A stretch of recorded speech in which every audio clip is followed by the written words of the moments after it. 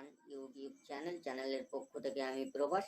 আজকে আমরা দেখব ইন্ডিয়ান এয়ারবাস C295। এই এয়ারবাসটা ইন্ডিয়া নিতে চলেছে অ্যান্ড এর উপরে একটি বিশেষভাবে ভিডিও বানিয়েছে খান স্যার। তাই খান স্যারের এই ভিডিওটি দেখে নেওয়ার জন্য চলুন আমরা এই ভিডিওটি দেখি। जहाज के लिए जिसका नाम है एयरबस C295। एयरबस C295 ये मिडिल क्लास का एक टर्बो प्रेप इंजन है।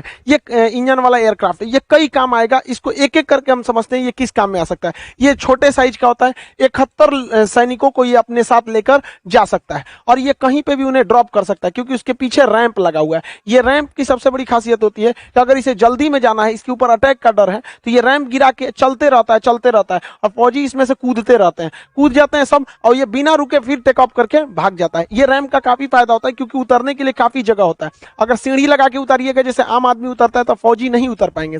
साथ ही इसके रैंप से फायदा ये होता है कि एयर ड्रॉप करने में पैराशूट से किसी भी फौजियों को, पैरा कमांडोज वगैरह को ड्रॉप कराने के लिए पीछे रैंप का जरूरी है। रैंप ज्यादा जगह प्रोवाइड करेगा, एक साथ कई फौजी कूद सकते हैं, हवा में अंदर कूद सकते हैं। ये कई काम को कर सकता है। ये महज 700 मीटर के रनवे पे उतर सकता है और इतने छोटे रनवे पे उतरने के बाद इजीली रुक सकता है और छोटे रनवे पर टेक ऑफ भी कर लेता है। यही नहीं, विदाउट रनवे का ये खेत में भी उतर सकता है, बस जमीन बराबर रहना चाहिए और वहां से फिर टेक ऑफ भी कर लेगा। ऐसा नहीं है कि रुक जाएगा तो फिर जाएगा कैसे, टेक ऑफ कर सकता है। ये कई सारे कामों में आ सकता है, इसके कई काम होते हैं। इसके लिए ये भारत सरकार ने अपने नेशनल हाईवे पर 28 ऐसे लोकेशन को सेलेक्ट किया है जहां पर ये उतर सकता है। तो नेशनल हाईवे पे ये ट्रांसपोर्ट, अब बहुत बड़े ट्रांसपोर्ट एयरक्राफ्ट भी नेशनल हाईवे पे नहीं उतर सकते, मीडियम क्लास का ही उतरेगा। तो इसे उतारा जा सकता है, इसे ट्राई भी किया जा सकता है कई एयरक्राफ्ट पे।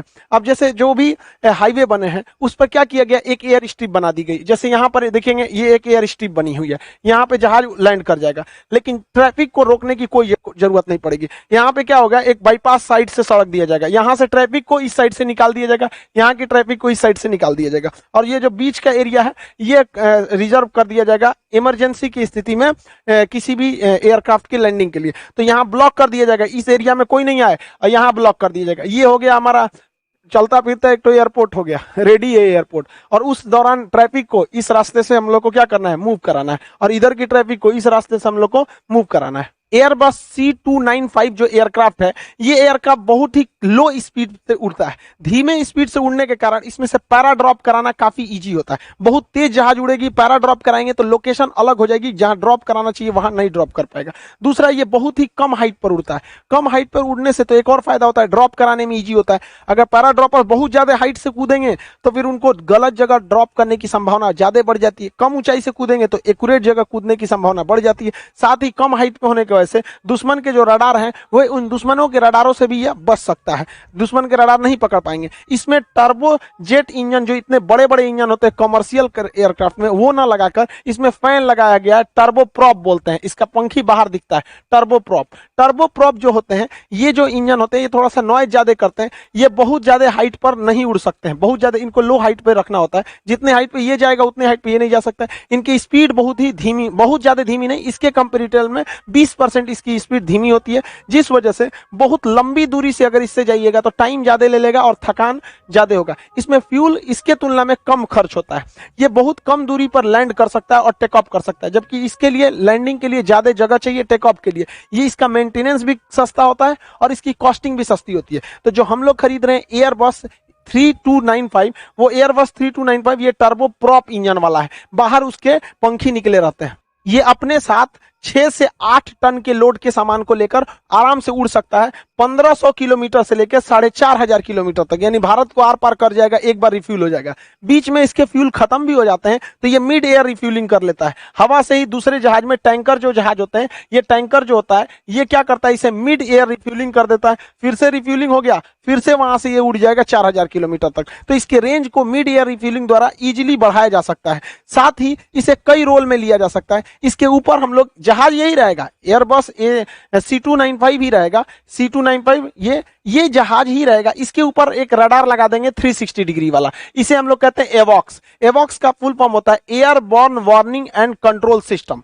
ये पहले ही बता देता है दुश्मन का जहाज कहां तक है। जैसे हमारा जो रडार है, ग्राउंड रडार, उसकी तो फिक्स है कि मान के चलिए हमने लगा दिया ग्राउंड रडार, वहां से वो 200 किलोमीटर या 400 किलोमीटर ही देख सकता है। लेकिन अगर उससे आगे दुश्मन है तो हमको अपने रडार को मूव करना पड़ेगा। तो रडार को लेके कैसे जाएंगे पाएंगे, तो उससे अच्छा ये मूवेबल रडार लगा दिया जाता है इसके ऊपर। ये 360 डिग्री का कवरेज प्रोवाइड कर देता है और इसके अंदर जो सीट होती है जहां पे आदमी बैठते हैं उसमें मॉडिफाई करके कंट्रोल रूम बना दिया जाता है। ये लोग रडार के अंदर देखते हैं और पूरा कंट्रोल रूम में देख लेते हैं कहां कहां दुश्मन का जहाज है आराम से यहाँ पे। तो हम लोग जहां तक हमारा बॉर्डर है वहां तक तो हम रडार लगा देते हैं, उसके आगे देखना है तो हम इन एवॉक्स विमानों से देख सकते हैं। तो ये एवॉक्स सिस्टम बनाने की क्षमता हमारे पास है, उसे ले जाने वाला ये एयरक्राफ्ट का आना जरूरी था। तो इस एयरक्राफ्ट को हम लोग एवॉक्स के रूप में भी यूज कर सकते हैं। इसका कई रोल आगे भी देख सकते हैं, ये रेस्क्यू मिशन में भी काम आ सकता है। जैसे देखिएगा अफगानिस्तान से किसी को लाना या फिर ऐसे जगह जहां रनवे ही नहीं बना है, खेत हो तो जैसा पोजीशन है तो उतार दीजिए खेत में, रेस्क्यू ऑपरेशन करके वहां से लोगों को लाया जा सकता है। या उत्तराखंड जैसी स्थिति जहां बाढ़ या